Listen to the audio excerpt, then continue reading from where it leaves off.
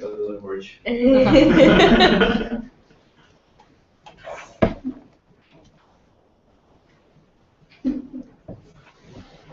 It's working? Yeah, it's working. Okay. Is it working? I'm not sure it's working. أعوذ بالله من الشيطان الرجيم بسم الله الرحمن الرحيم الحمد لله رب العالمين الرحمن الرحيم مالك يوم الدين إياك نعبد وإياك نستعين اهدنا الصراط المستقيم صراط الذين أنعمت عليهم غير المغضوب عليهم ولا الضالين بسم الله الرحمن الرحيم وصلى الله على محمد وعلى آله وصحبه وسلم والحمد لله رب العالمين. Inshallah, we will continue our study from the verse. It says, فلما أفل قال لا أحب الآفلين. So that was the commentary on this verse, and we have been carrying on. So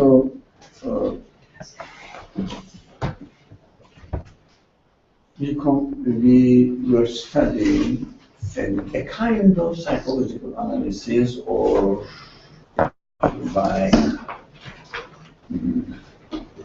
existential analysis, how our reality is, how we should see the world, how we are going to interact with the world. If we look at the world within through the eye of the heedlessness, we interpret this.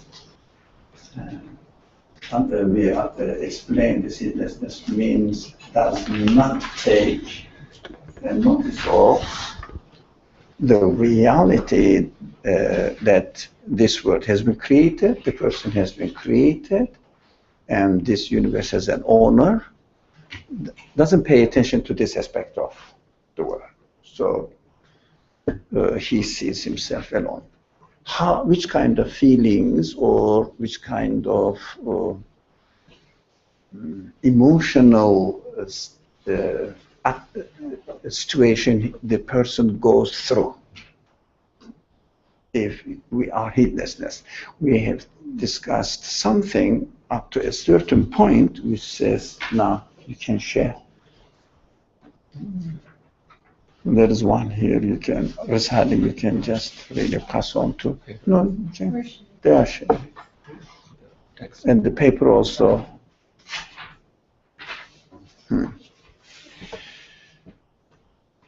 So we were here.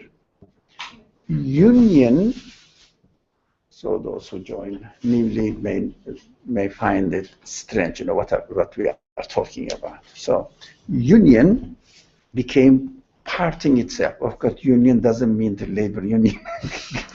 When you say union. So ninth couplet, actually. Union became parting itself. What does it mean? Union, what do we mean by union here in this context? Anybody? Union? To attach them to oneself. To? Attach something to oneself. Union, not necessarily, attaching, but connection. It means, in Arabic, wusla. To arrive at the point that you wanted to. It means to achieve, to get it. To really get what you want. So what you want, whatever you want. Maybe a big one, maybe a small one. That's it. When you get united with your expectations or achieve your purpose, if you like, you hit the target. If the person is heedless, it means very generally speaking, we are not really trying to prove who is heedless or who is heedless, who is careful or mindful, conscious of his own reality. We are not talking about this because we have talked about them a lot. So if we have a heedless attitude, and then being within this heedless attitude, if we achieve what we want to do, what we want to gain and obtain, then the author says it becomes parting. But we achieved, no, if you are heedless, you don't really obtain it, you don't really get it, but you feel separation immediately. Why? Because you are heedless. Why? Is it really true? Did you really experience that? You wanted to get something, you got it. Who would like to share his or her experience? You got it once and, yeah. It's like summer just faded away right now, and summer is full of activities, outdoor activities. It's gone now. So, not afterwards. That's, your example is correct, but the author is more careful. He doesn't say afterwards. As soon as you obtain it, it departs. Once I published a children's book, and children would line for me to sign. I felt like I was on the top of the world. That was like the happiest moment of my life. Then in a few days, everything disappeared. I became no one again. So I learned that to keep something, you need.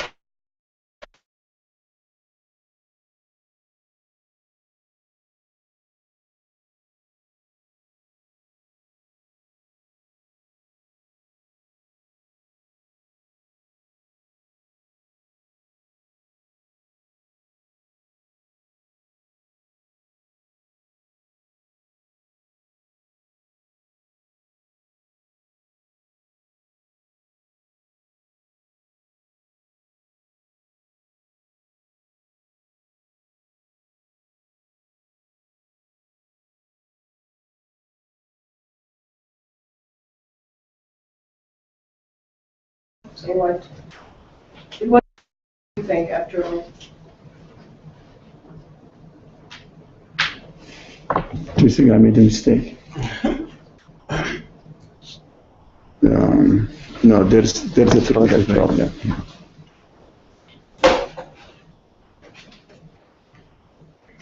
Risale, we may need your help. You go to the microphone and you put the USB one. This is okay now? Okay. So, no, I think the author is not saying that. Author is saying, and that's what we have to understand. If you obtain whatever your ambitions were, or you wanted to have, as you get it, in your obtaining it, there is separation. If, the one condition of course, if one is heedless, as the author describes it.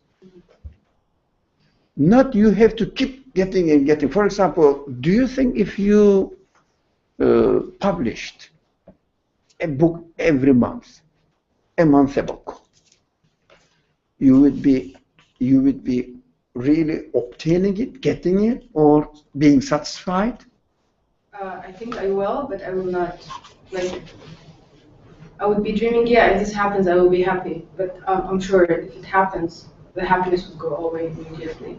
So happiness goes away immediately. Why?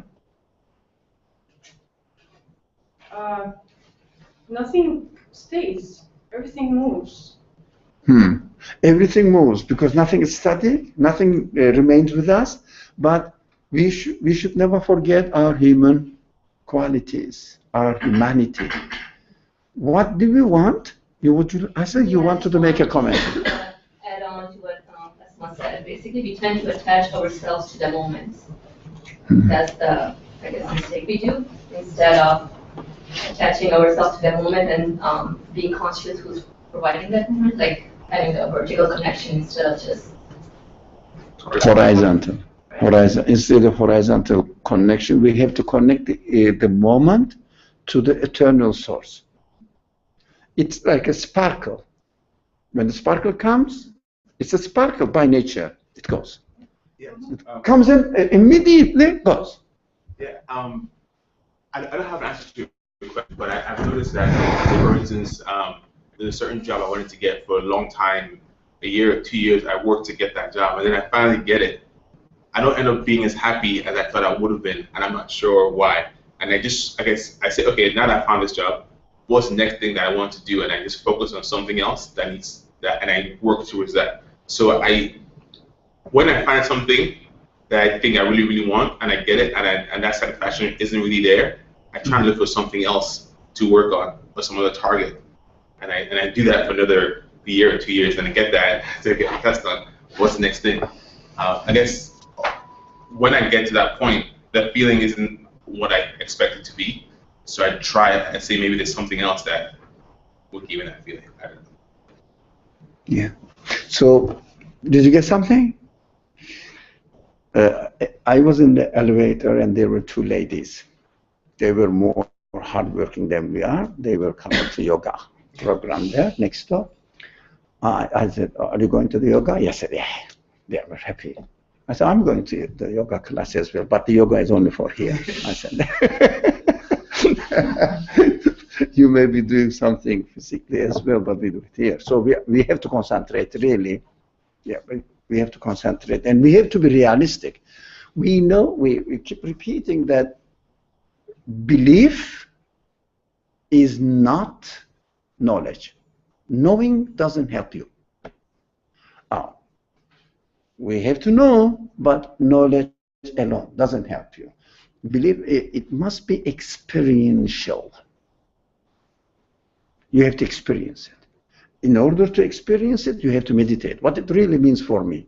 So let's say you are feeling. You got the job, and you said, okay, I've got it now. So what is next? Yeah, why? Two opposite natures are getting together. Opposite nature. They are getting together, uniting. Yeah. Alaykum salam wa rahmatullah. You can offer the tea and that's an extra. Take care of this one. Careful, man. Don't be lazy. No, finish it. Okay. Salam alaikum. So, you can introduce yourself quickly. Sure. Okay. Hi, I'm Radwa. I'm studying here at NYU social work. And I just arrived from Egypt 3 weeks ago. Thank you. I'm Basma. I'm Radwa's friend. I go to Cornell. I'm a financial engineering master's, and I came here a month ago. Just a month ago. You are a freshman. Take your seat. So, Anam is new. Anna. Anna. But be careful, she's a child. Okay.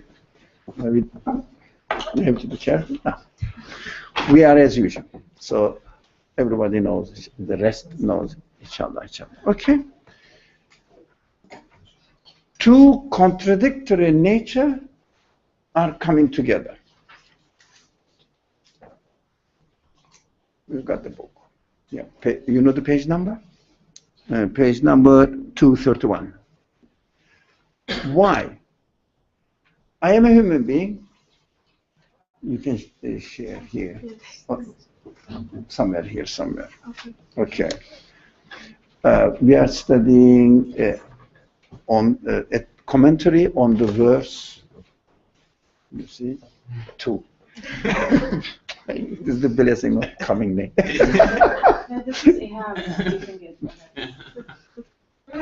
Forget about it. He has to take care of himself. He is supposed to take care of you. It's his responsibility. So, لا أحب الآفلين فلما أفل لا أحب الآفلين. So what does it mean? لا أحب الآفلين. Why? فلما أفل لا أحب الآفلين. Which said if something sets, and we don't like those which set. So why we don't like those which set? Why? Because the nature of anything belonging to this world is definitely subject to setting. Why? Disappears. Nothing is permanent in this world. But somehow it seems to have a permanence. 10 years, 20 years, if you got the job, it may carry on for some time. Seems to be permanent.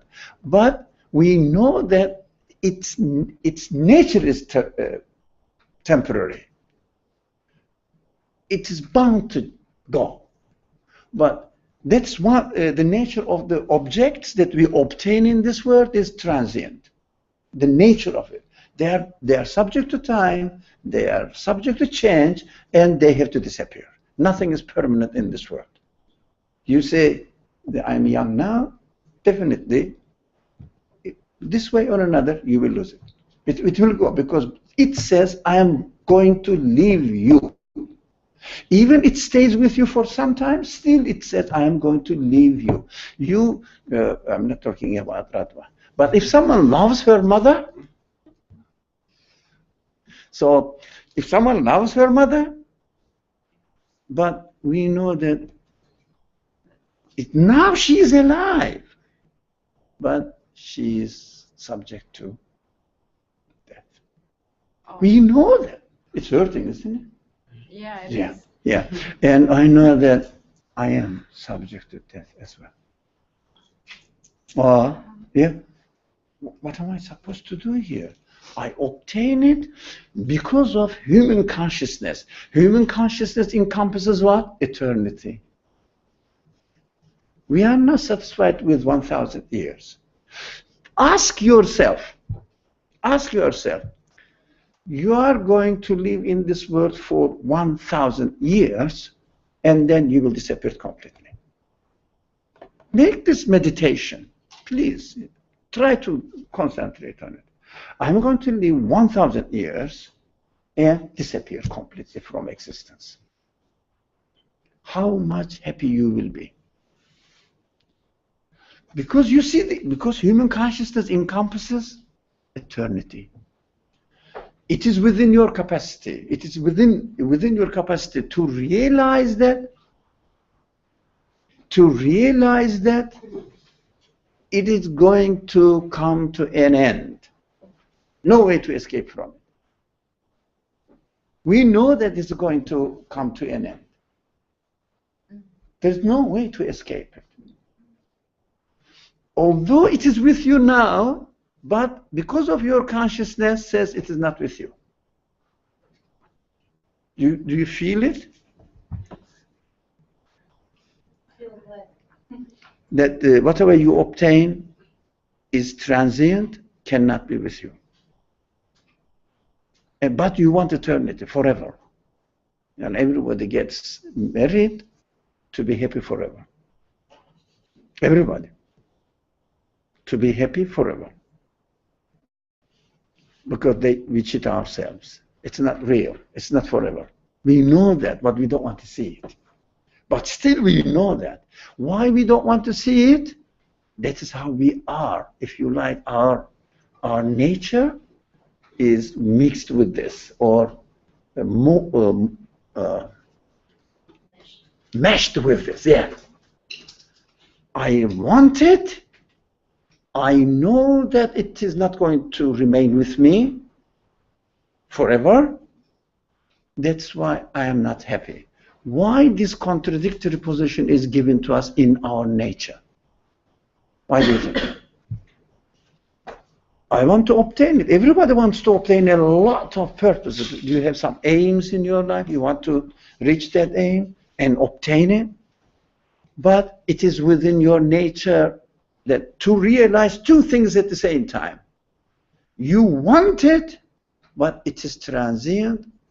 At the same time, you want it for eternity. Permanently. We are mixed.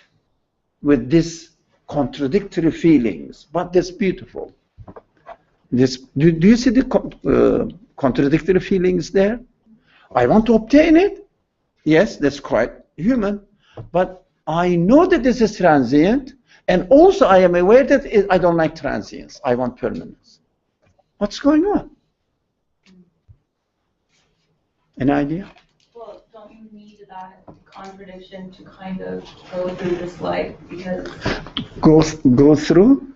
yeah, to live in this life that we all know is temporary, don't you need that contradiction? Because then everyone would just be very withdrawn and detached, because everyone knows that we're all just gonna like die one day. Yeah, okay, one day, yeah. In a way, like the desire to want something forever, or kind of makes you keep going in a way. Yeah, how can we manage that? It is a call in reality. This contradictory nature of humanity is a call for, or to look for, eternity. How can we find eternity? The eternity is not far away from us. Eternity is here. How? Change your attitude. Rather than being heedless, it means ignoring the fact that we are created, we have owners. That's the heedless position, ignoring the fact that we have our owner, and the owner, my owner, is the owner of the universe. The owner of the universe is absolute. It is a call. It's like, if you want to catch a lamp, what do? But there's no room, sir. So grab a chair from the next room, inshallah. So yeah.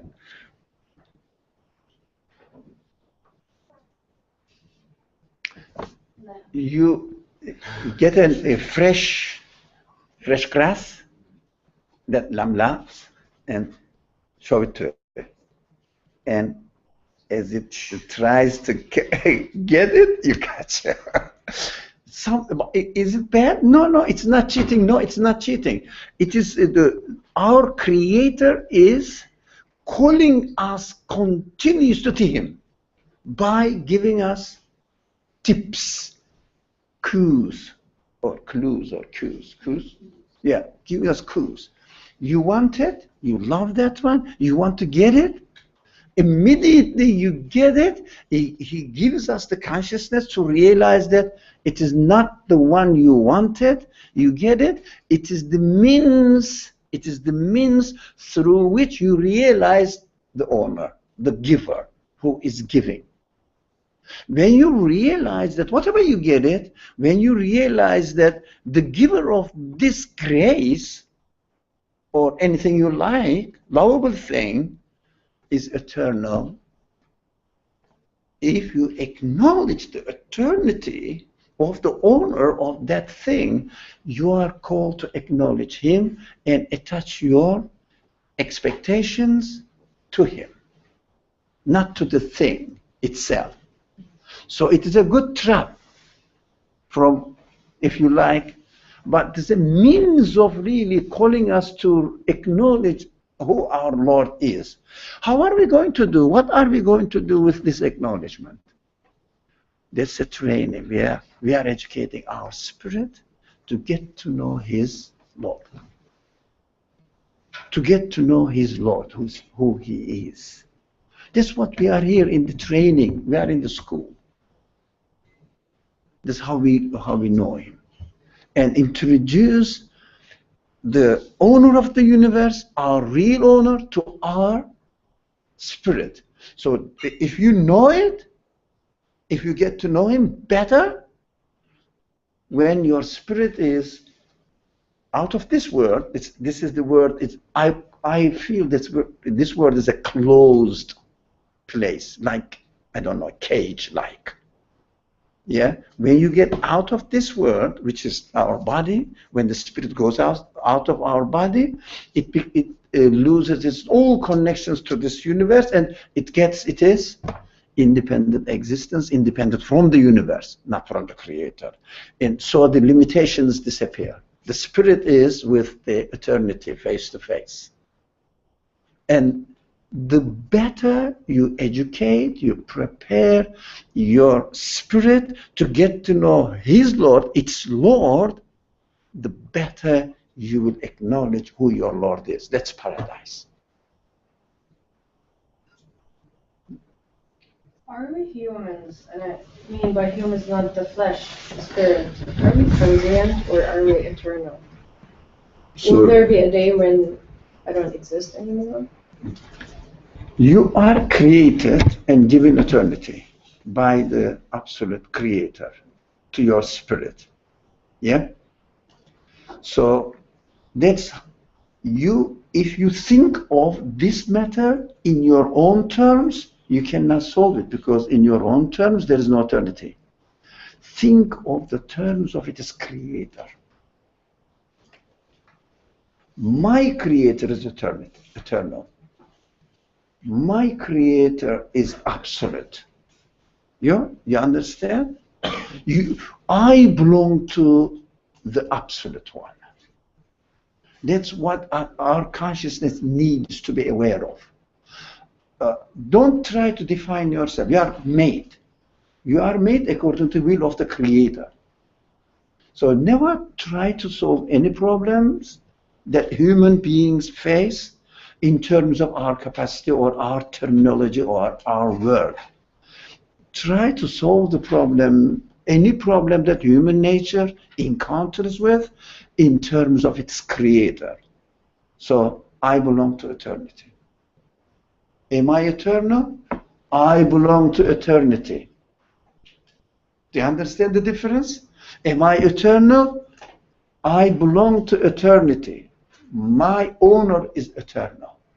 I am as he wills. None of my business. I cannot command him. I cannot impose him. I am the one who is created, given with this ability. So you can only solve any problem that we face always by attributing our problems to the source of the existence of that problem in life. It's very practical. Because you are not the first one who asked this question. Historically, as we read, everybody asks this question, as far as we know the human history. Who are we? What are we doing here? So there are two ways.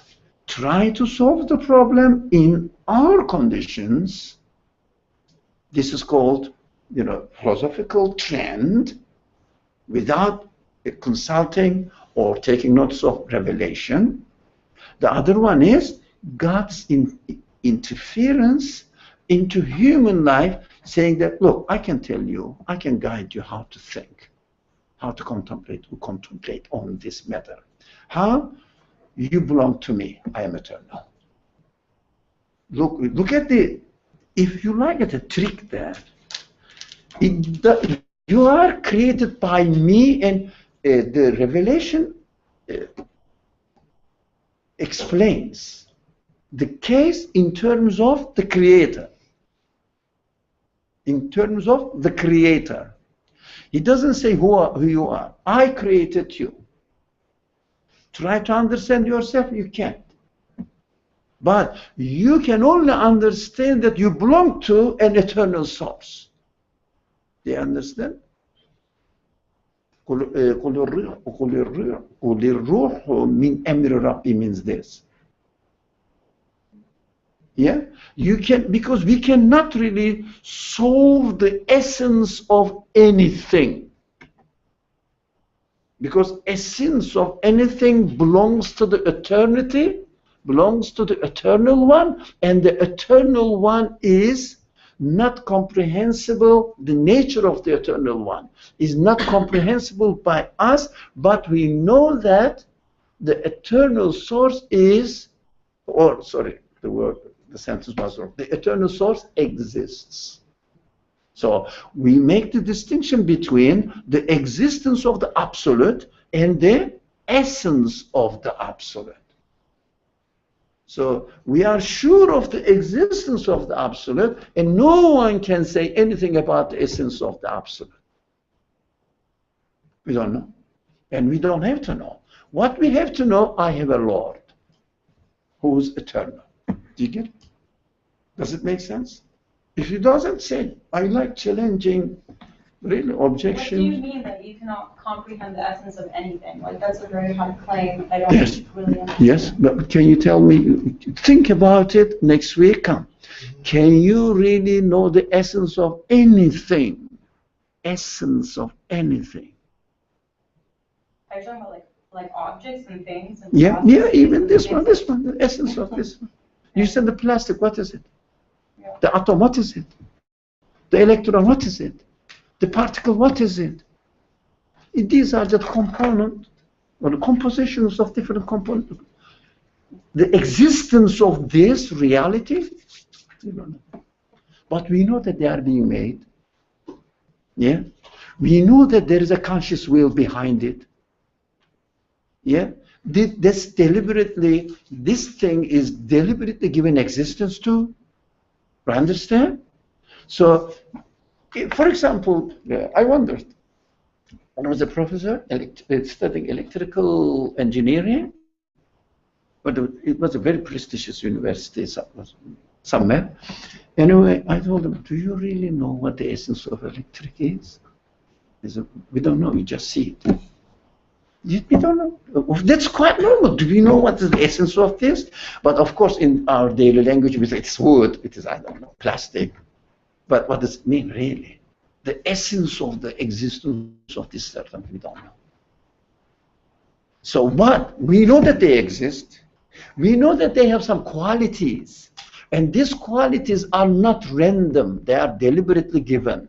We are sure of it. No, I wanted to say having studied that field, they say we know what the atom is. There's a nucleus, protons, electrons, and then when they look a little bit closer, they find, well, actually, it's not that. It's made out of something else. It's made out of quarks. And then they come and say afterwards, well, quarks are not really quarks, they're particles, different spins. And then after that, they come and say, actually, there's no such thing as force. They're all particles with different spins. And after that, they come and say, well, actually, it's not that. It's string theory, and there's strings. And then after that, it just never ends. They just keep on speculating on what it is, but they never really reach what it really is. We may dissect this, we may dissect the component parts, but we are talking about the essence of matter, the essence of existence. Yeah. But we are experiencing it. We cannot deny it. We are experiencing it. So we know that we exist. We know that the objects exist. And they are like this one. I love this example of the book. Yeah. We know that the page exists. We know that the ink exists. We know that the shape of the ink exists. Yeah. What does it mean? They bring knowledge to you. They transfer information to you. Oh. Yeah, you and I agree that this shape means this, but what is the essence of these things? The meaning. We get the same thing in the universe. The same thing in the universe, everything. We know that, for example, one tree or an animal walks here. What is the essence of walking, moving? The essence.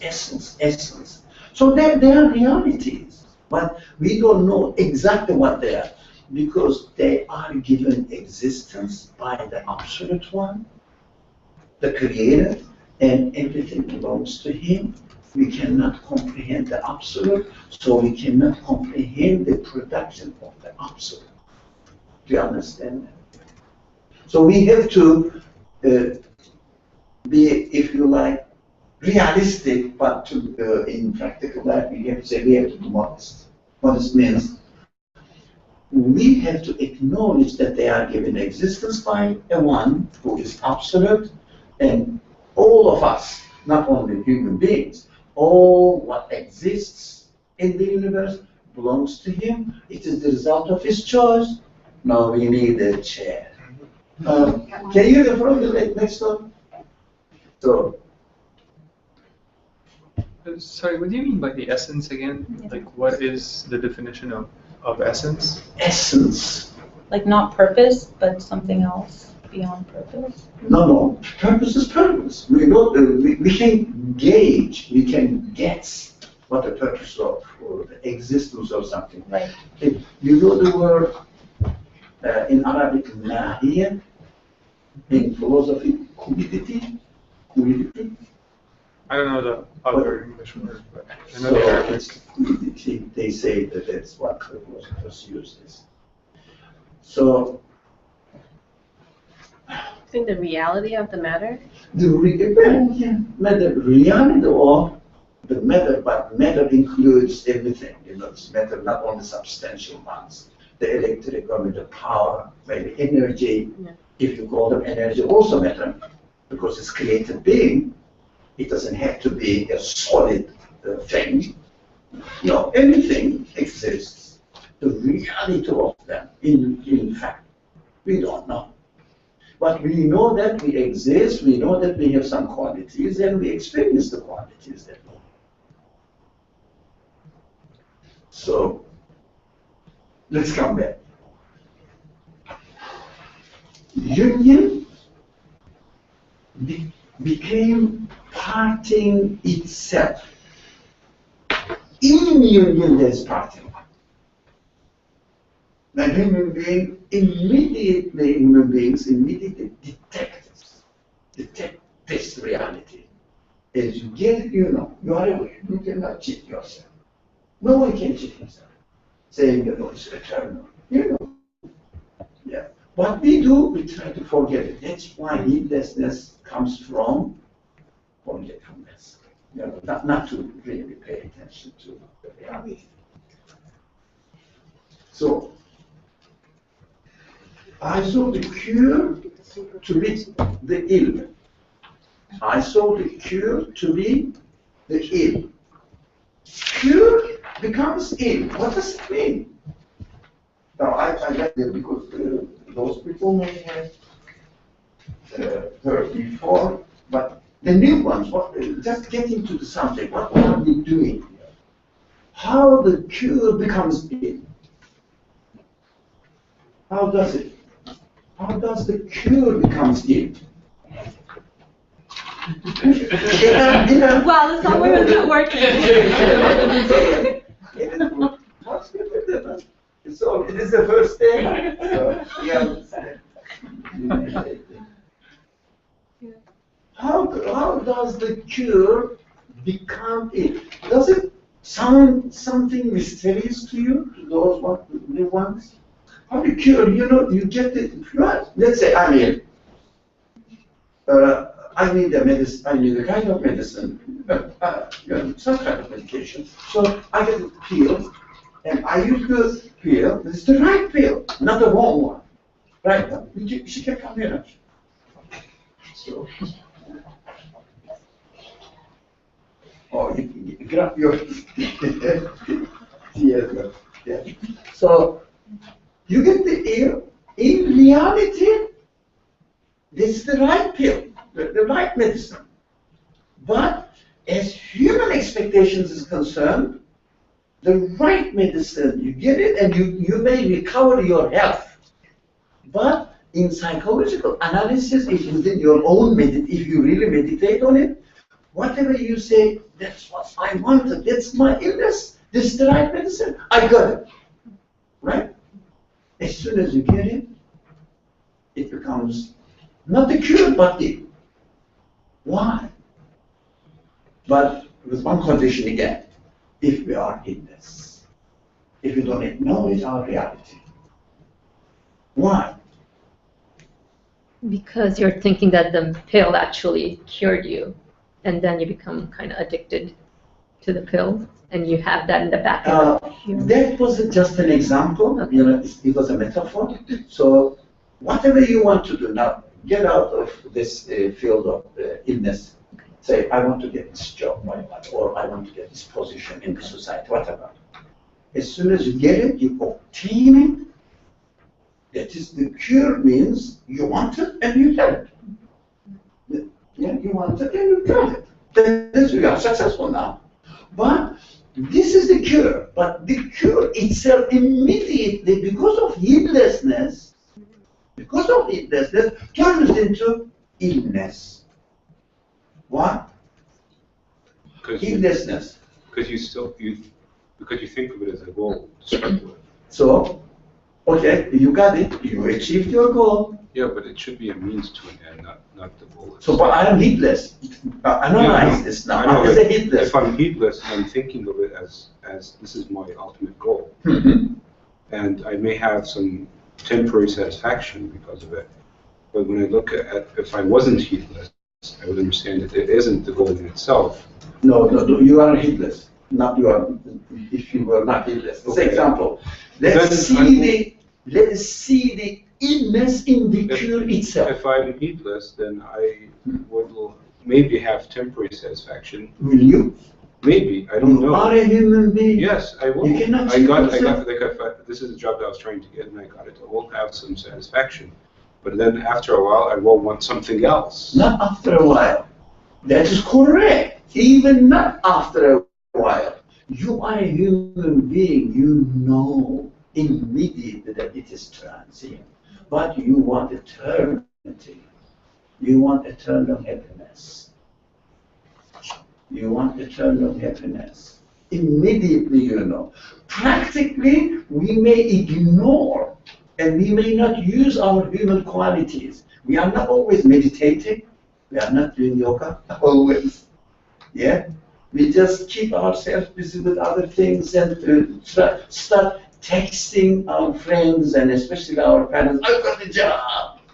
Yeah, but if I'm heedless, I'm not going to think about, oh, this is just temporary. But human beings, not temporary, human beings are endowed with the love of eternity. I cannot get rid of myself. I may try to forget it. I may try to keep myself busy with other things, not to face my reality, but my reality is always with me. My reality is always, but I cannot kill my own reality. So if we are talking human reality. So human reality says, I got it, but it is bound to come to an end. Don't the like Buddhists say that the root of all suffering is desire, something like that. Attachment. Attachment. Yeah. Attachment. So that's kind of similar to it, to the cure being the cure becoming the illness. So, no? I avoid comparisons, right, because fundamentally different things. But let's not refer to Buddhists because fundamentally the Quranic worldview and Buddhist worldview completely different. So let's say when they say attachment, so you detach yourself. Okay, let's use this one. How can I detach myself? Not obtaining it, or, for example, I want this. It becomes mine. Let's use a Quranic term, idol. I want this. If I get this, I will be absolutely satisfied. Okay? So some people, let's not put names, some people say, don't attach yourself to it. It will make you disappointed. It will be either today or tomorrow. So don't attach yourself to it. That's one way. But the Quran says you can get it. But know that it's a means. It's a means of calling you to its owner. If you keep heedless, if you keep being a heedless person, you think that you will obtain the pleasure from it, but as a human being, you can never get pleasure from it. You can cheat yourself, ignore your reality, but people are aware of it. it cannot persist. Just temporarily you cheat yourself. But what are we expected to do? Not to detach ourselves from there. Change our attitude. That's the difference. Change your attitude by not expecting anything from the object that you want to get it. You idealize it. The creator, the owner of the object. Attach yourself to it through that object. So in the teachings of the Quran, there is no detachment from the world. Transferring the world, a means of acknowledging the owner of the world and attaching yourself to the owner. There's no detachment. There's attachment. Because human beings are given the ability or the capacity to attach themselves. If someone says, detach yourself from anything, is not realistic. It's against human nature. I want to belong to someone that I can trust. That's what I am. You cannot tell me that turn your back to the world. No, I can't, because I am created with an attachment. So, but the world teaches you, okay, there's a purpose in that. Do you think the world has been created and you are giving the attachment to the world for nothing? The one who designed you to create you, to plan your nature according to the reality of this world. You have to attach yourself to the world, get it. As soon as you get it, you realize that it doesn't satisfy me. What shall I do? I still am in need of attachment.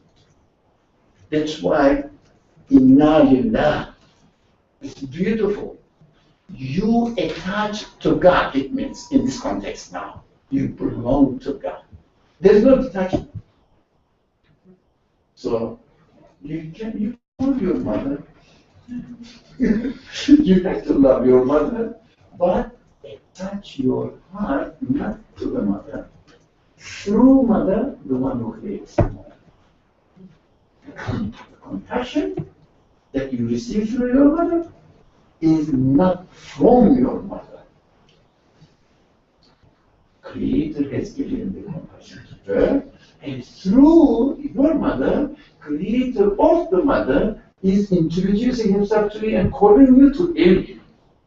Don't lose yourself in your mother. Use it as a vehicle.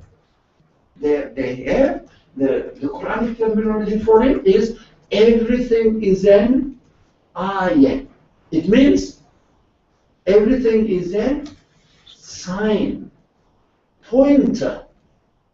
Pointer to what? It's creation. So use everything as given to you by your creator in order to attach yourself to the creator, not to the thing itself. It's very simple.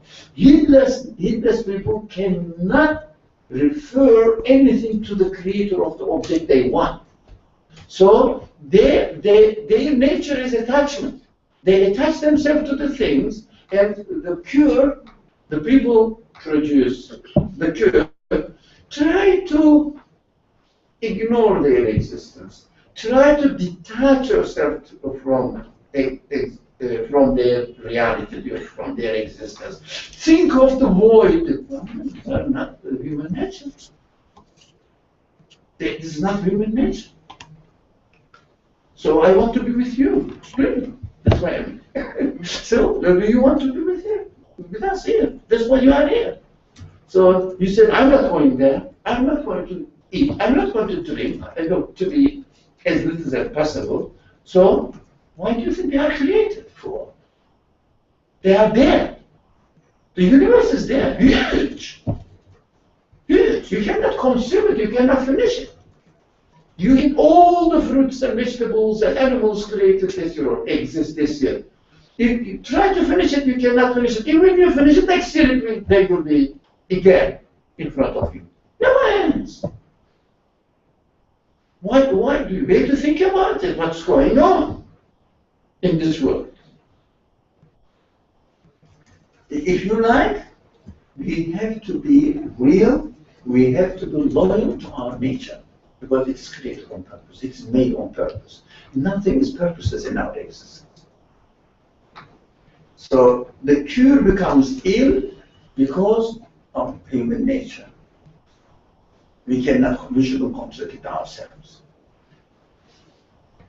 I think it's clear. Yeah, that puts us on the track now, the track of thinking or contemplation. So these lights became darkness. Why? Lights became darkness, exactly like the cure became ill. Now obtaining became losing. And the source of the, for example, obtaining becomes in the eye, in the mind or perception of the heedless. Heedless, do you know what heedless means? Ghafil. Yeah. So heedless. So union becomes parting. So what are we going to do? Are we going to change the world? No. Are we going to change our connection with the world? No. Yeah, if you are doing your job, carry on. Do it. The typical example is none of the companies changed its profession. Although with the revelation of the Quran, everything had undergone complete revolution. Everything was upside down. The world changed. Everything changed. The world view was completely changed. But the normal life of the people didn't change. Why? You have to change yourself, not the thing you eat, or you do your job, or of course the prohibited jobs. These are minor things, secondary things. We have to concentrate on the fundamental human understanding. So whatever you do, it must turn into another form by changing yourself. Right? That's what the Quran makes the inqilab, revolution, not changing the society, changing the mind and heart of the people. So those people who are looking for a change in the society is different. It's not different from what we are. I noticed that. So you have to change you have to change yourself. The world is the same. Wherever you go, for example, you are here. I refer to somebody here now. You are in New York, and if I go to Cairo, I was like, oh, lovely. So wherever you go, you are the same person. You take yourself. The solution is there is no need to change the city, I don't know, country, and maybe a job. No. If I'm doing this job, it's so boring. If I get another one, I will be happy. That is minor thing to be mentioned. But the real solution, permanent solution, is changing yourself. Changing yourself. Your world view, we have to change our world. Don't try to change anything. Change yourself. Even you are here, is it comfortable, or they may put you in a cell, prison cell. Change yourself, nothing happens, don't worry. You are always with your creator, and your creator is absolutely connected to that. No one can cut this relation. Yeah, we hear or heroic narrations of the companions. They were tortured, but they were so perseverant, etc., etc. Because they didn't take notice of what's going on there. They were connected to their creator. They were experiencing their connection with the creator. It didn't have any effect on them. Try to do this. Try to do that. But what we do, practically speaking, we say, okay, I am bored or I'm disappointed, I'm experiencing something negative, so I'll go and pray.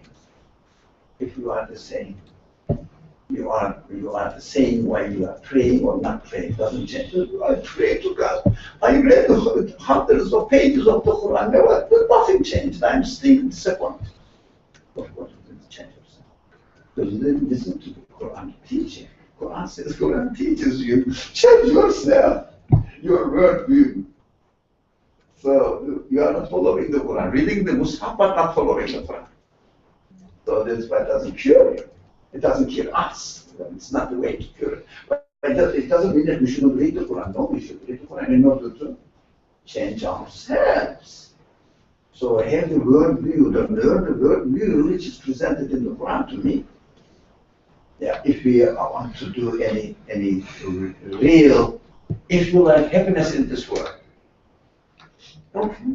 So the lights, these lights became darkness. It means you may think that you obtained it, but within that thing you understand that it is transient. And rather than happiness, you experience a gloomy life or sadness because it's going to. You know that. I saw these friends to be orphans. Who are the friends? Who are the friends? And I said, one.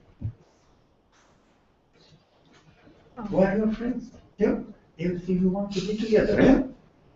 If you want to be together, you want to have maybe a piece of furniture in your home, maybe your friend, I like this one here. Maybe something, maybe a nice iPhone or something. So, well, not they, so they are all orphans in the eye of the heedless again, heedless person. Orphan, why are they orphans? You understand what does orphan mean? What does orphan mean? Disconnected. You don't belong to someone. Yeah. You don't have a protector.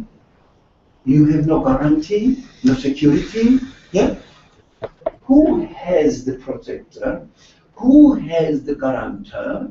Who has the security in its existence in this world if you don't attribute it in your understanding to its eternal creator?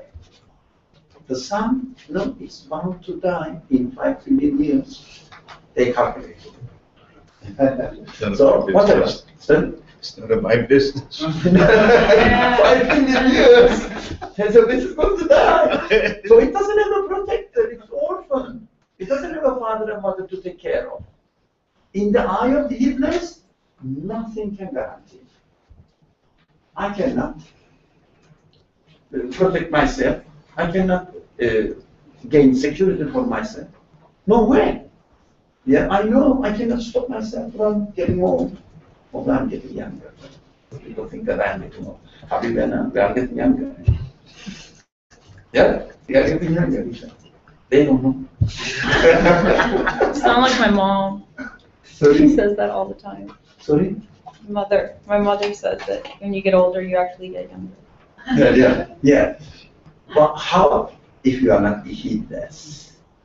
If you are heedless, you cannot stop yourself. You feel that, dropping, let's say, you go in the moon, or the moon is too far, in gravity, somewhere far away from gravity. No, not far away. Within the gravity, but far away from the earth. They dropped you. What happens? Can you stop yourself? As we experience it, time dimension of this creation shows us this. We are falling with nothing to hold on to in time. Just. That was an analogy to time. No one can stop a second. So that's our reality. So I cannot really stop myself from going into. Heedless people are going where? Annihilation. Going into annihilation, they will go into non-existence. then death means non-existence for them. So their life becomes a life which is going or falling into annihilation, as if somebody dropped it far high up and falling. And one day they know definitely that they will hit the earth and disappear. Like this, that's the reality. If we are hitless, everything is no protector. They are orphans. So we have to have an orphan institution to protect them. How? Teach them who their Lord is, who their owner is. So you understand this. Now we can carry on faster. Right, is there? Okay. These voices became announcements of death. What in reality we hear?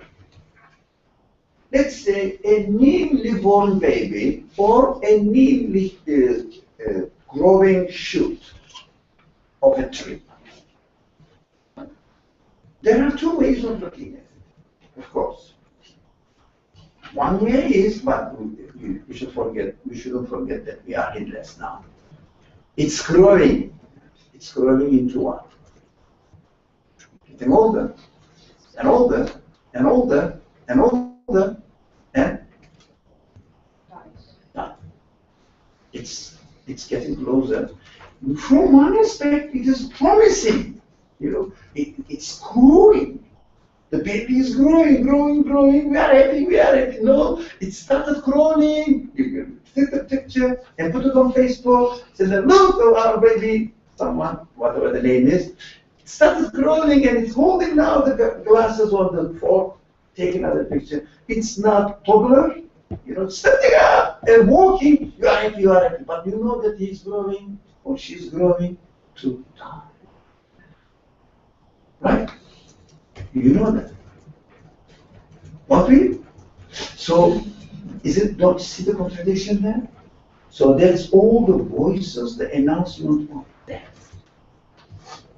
Yeah. It's like celebrating birthdays. You celebrate gaining a year, but in reality you're losing one and you're getting closer to death. Yeah. Yeah. Is it? Yeah, we have to be careful. Sorry, I ruined all your birthdays. It is true. Yeah, that's Getting true. older. Yeah. Heedlessness. But if you are careful or conscious of your reality, then you can entertain every moment in your life. Every moment is your birthday. Every moment is the moment you are given a new existence by the Absolute One. Celebrate.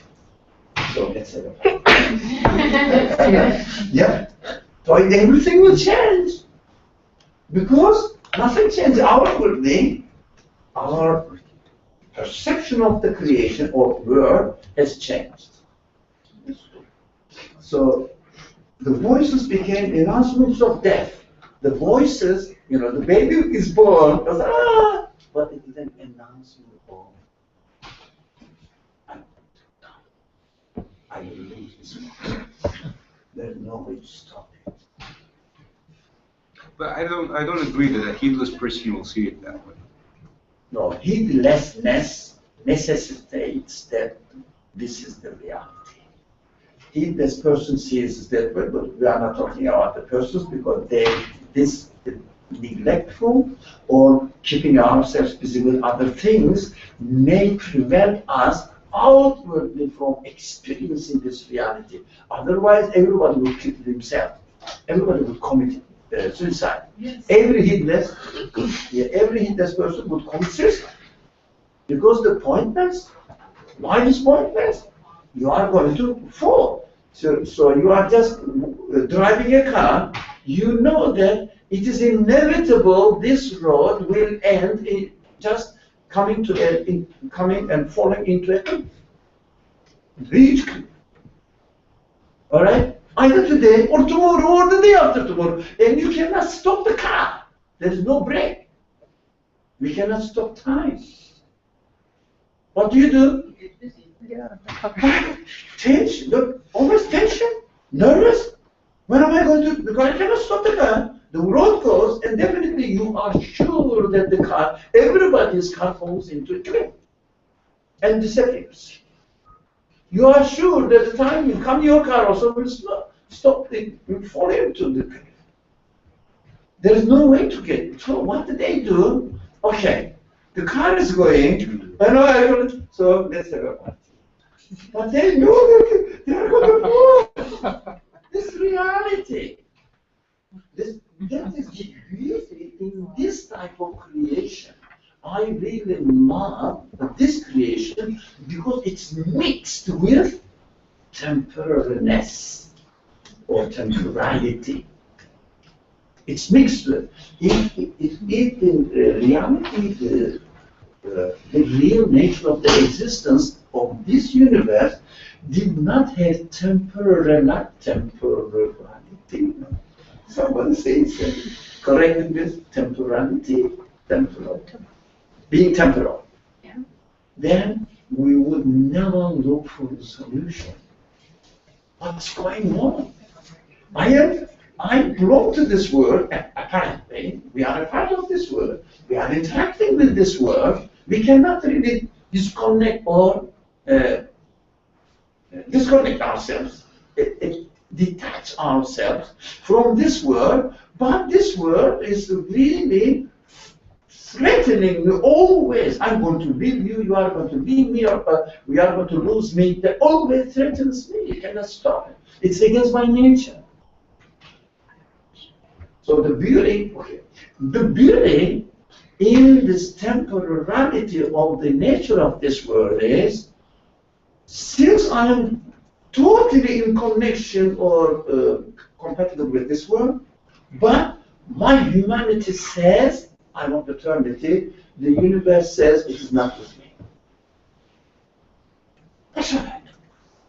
If the universe was not temporary or temporary, no, transient, I wouldn't look for the solution.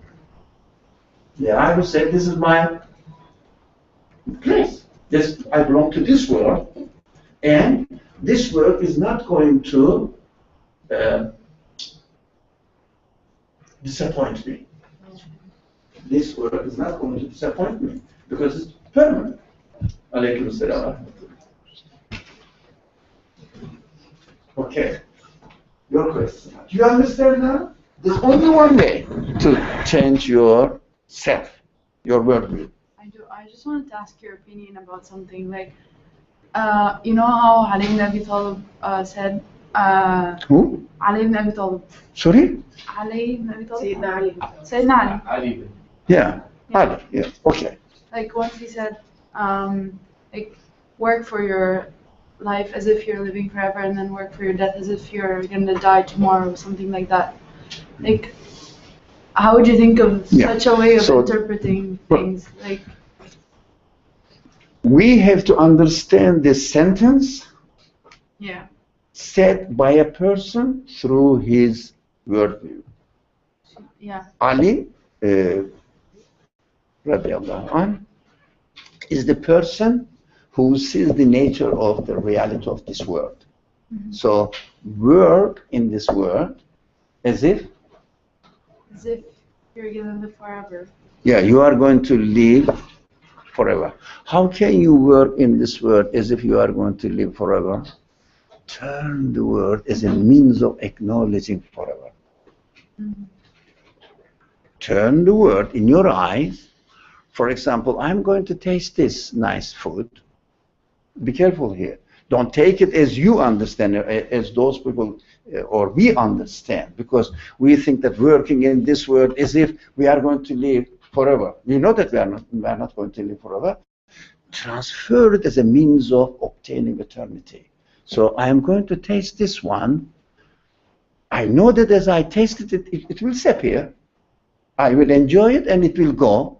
And I will want the eternal happiness through it. Turn it into a means of eternity. How? I am tasting the grace of my Creator. He's introducing himself through the taste that I love here. So turn it into eternity. Yeah? So the other part of the saying? It says, and work for your akhirah as if you're gonna Die tomorrow. Yeah. So when you achieve or attain the eternity, manifesting himself there, it's showing himself there. So attach yourself to him, and you are ready to go back to him anytime. Always, you will be with him. Always. With the Creator. I see. So work as if you are going to die. What am I supposed to do? Let's say I'm going to die tomorrow. What shall I do? We have a halaqa. I will come to join the halaqa, to join our discussion. What is the best thing I can? What else I can do? Anything helps me to acknowledge who my Lord is the best. So I have to do this always, as if I'm going to die tomorrow. Because we are not dying tomorrow. If you have this consciousness that Ali had, you are dying every moment. Yeah, that's what essentially he meant. Yeah. So tomorrow, be aware of tomorrow. it. Yeah, not tomorrow, because we are giving a new existence, and the giving present existence is leaving us. That's the beauty in creation. We experience. That's the beauty in creation. Every moment is leaving me. What shall I do? Going. Nothing is static. Let's go a little bit fast. Okay. Knowledge was transformed into fancy. Knowledge was transformed into fancy means I think that I learned something. I know that the reality of what I learned as in the eye of the heedless, we know that this knowledge is just illusion. Because let's say I learned the chemical or physical structure of a substance. So I learned. What did you learn in reality? The chemical structure of it. What is it good for you? Nothing. It will go, you will go. You learn for what? Saleh, what did you learn for? Nothing. To improve on the temporary existence we experience. Yeah, it means this is illusion. Huh? This is not really knowledge. What is real knowledge? Because we want knowledge. What is the real knowledge? If we use material as means of knowing the absolute source, then it is permanent. That's the real knowledge. But for the heedless, they cannot really go to the absolute by definition. We are not talking about people. Yeah, by definition, if someone at any moment is heedless, this person is experiencing this in his humanity. So knowledge becomes illusion. You said that you learned something, but you know that that's transient, and that means really, that doesn't add anything to your value, human value. This knowledge doesn't add anything to human value, because anything we say, anything multiplied by 0 equals to 0. So, she's a mathematician. What's your profession? Financial engineering. Oh yeah, but especially if I say, you know, your $1,000 multiplied by $0 equals to, you would say $0. It means there is no money. So it's easy to. That's the reality of the world. If everything is going or falling into annihilation, it means that everything is being multiplied by 0. 0 represents annihilation. Yeah, non-existence. Like you can use your knowledge to improve the lives of other people. Okay, improve. They live not 70 years but 80 years, not 80 years but 90 years. Okay. Then They live 90 years, and then for experiencing more and more pain that they are going to die, they are going to die, they are going to die. They are going to lose. They may pile up the money, you know. Yeah, they may pile up the money in bank account. They become only a figure.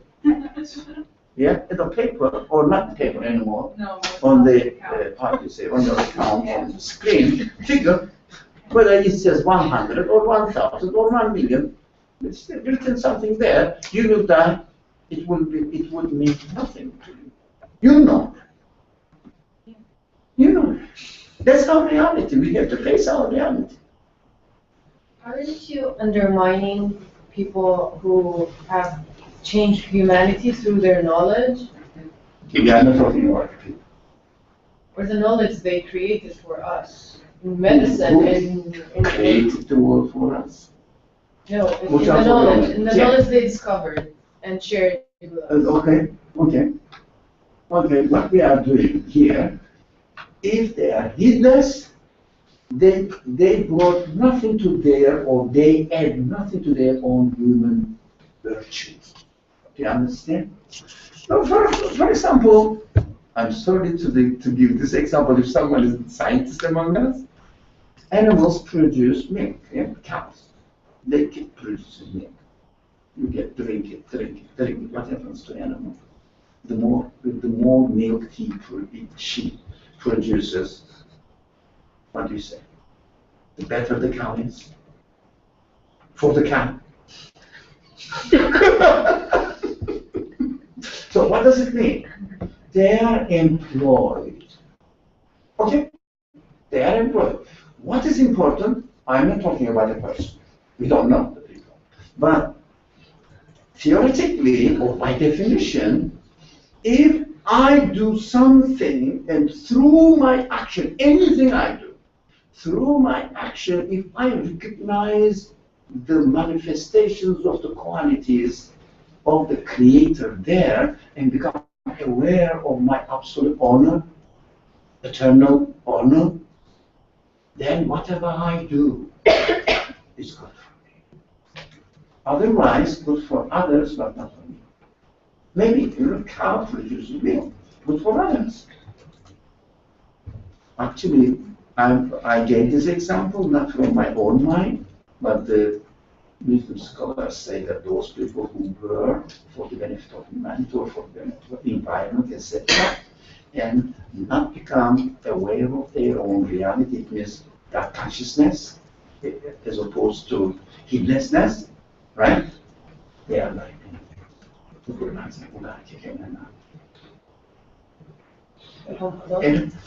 as a human being for themselves. Yeah.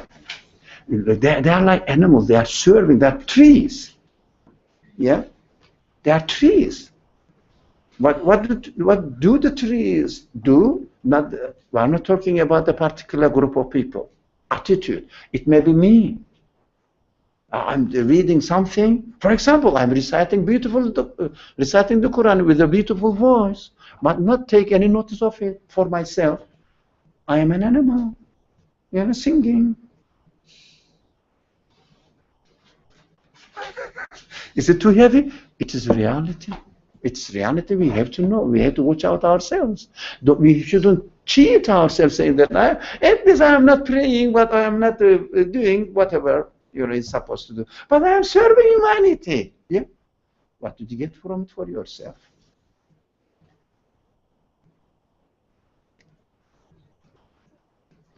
It's a saddening reality. But it is good for us to watch out what we are doing. So turn every moment into a means of obtaining, achieving eternity. Introducing the beginning, the beginning of today's discussion was, today's halaqa or class was this.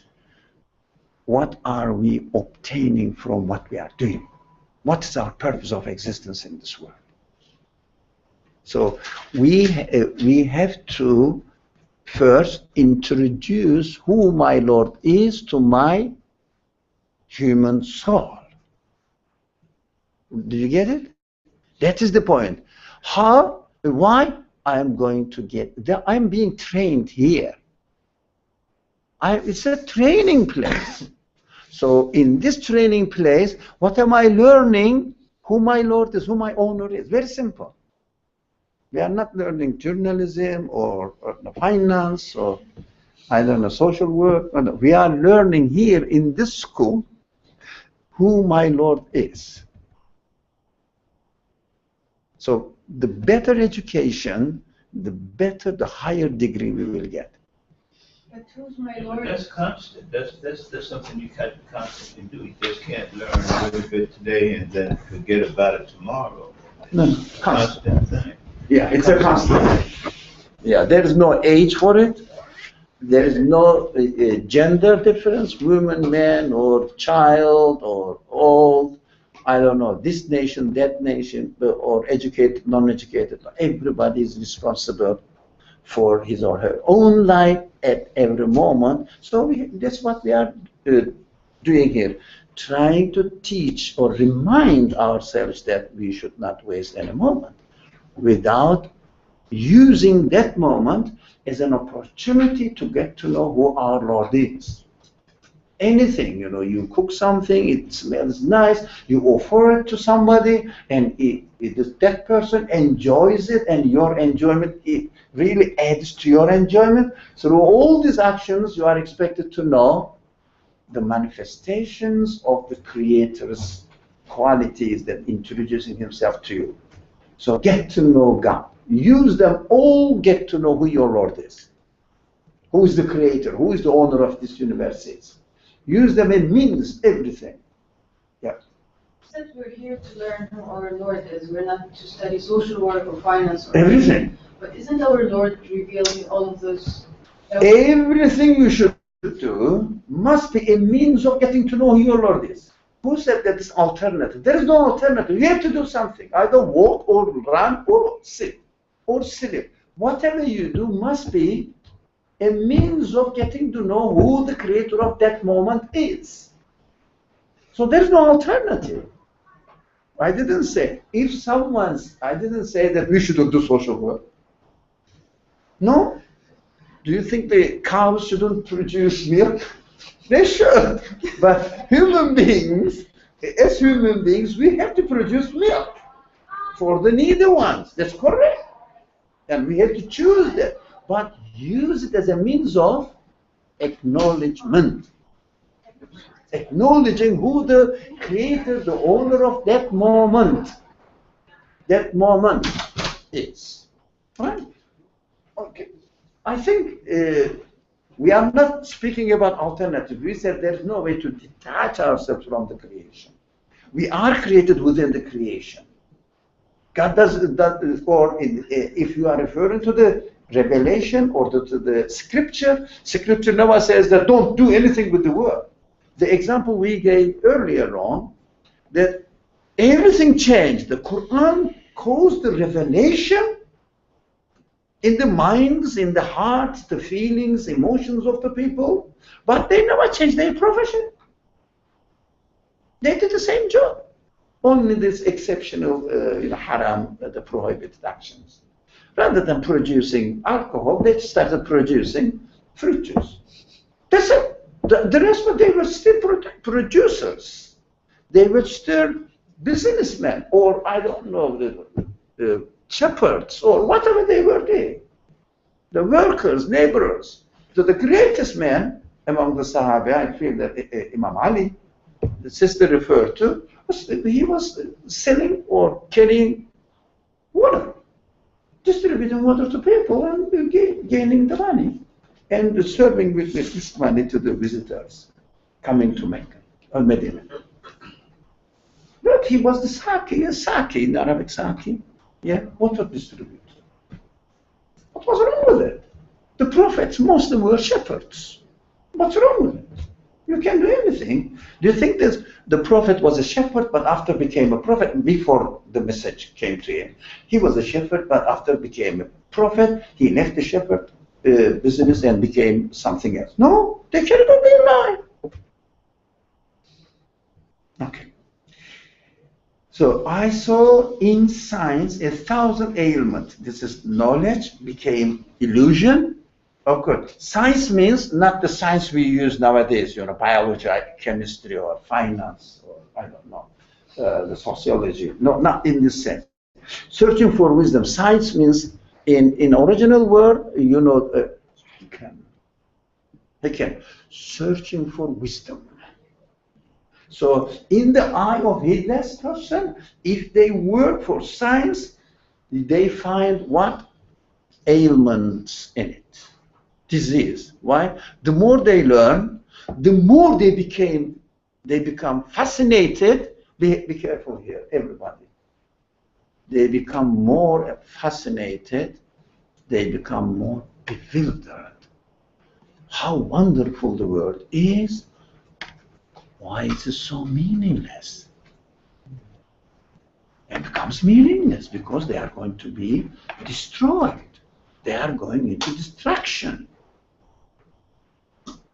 You understand? The more money you make, and when they told somebody that you are going to die tomorrow, it becomes much, much more difficult to detach yourself from your properties. That's why people used to bury the body with their valuable things, because they didn't want to be separated. That's against human nature. They would put all their belongings in the grave. Now, later generations, 1,000 later generations, dig them out, they make a fortune out of it. Because it's not good for the person at all. They rot there, the body. But for the heedless, okay, we have to hurry, okay? Pleasure became pure pain. Did you understand now why? Pleasure became, for the heedless, pure pain. That's what we have been trying to understand.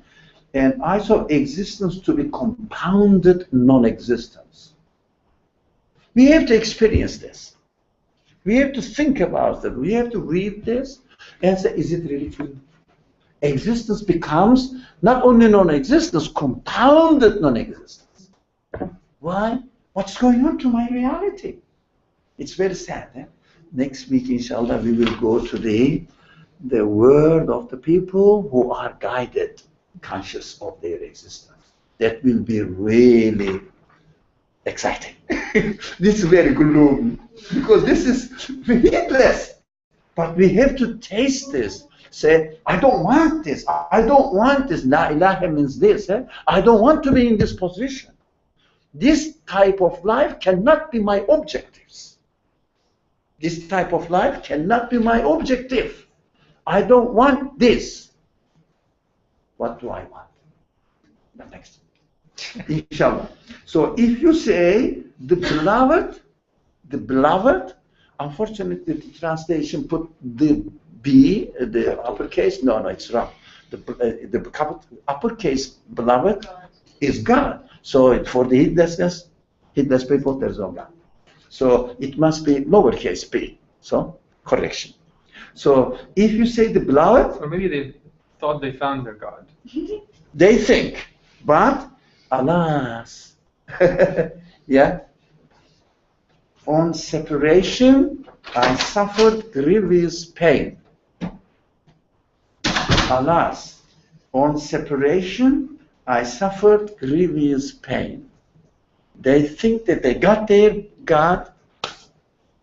Separation is there because this God is not a loyal God. They say, I'm going to leave you. You are going to leave me. Don't trust me. That's God. That's the beloved. That's like withdrawal. Sorry? Like withdrawal. Withdrawal? Yeah. Betrayal. Betrayal. Yeah. I didn't catch the word. Withdrawal, like you drug. Yeah, like a drug. After you use a drug, the day after you get a down feeling. Withdrawal. I don't know the word. Sorry, I have to learn. Somebody can write it to me.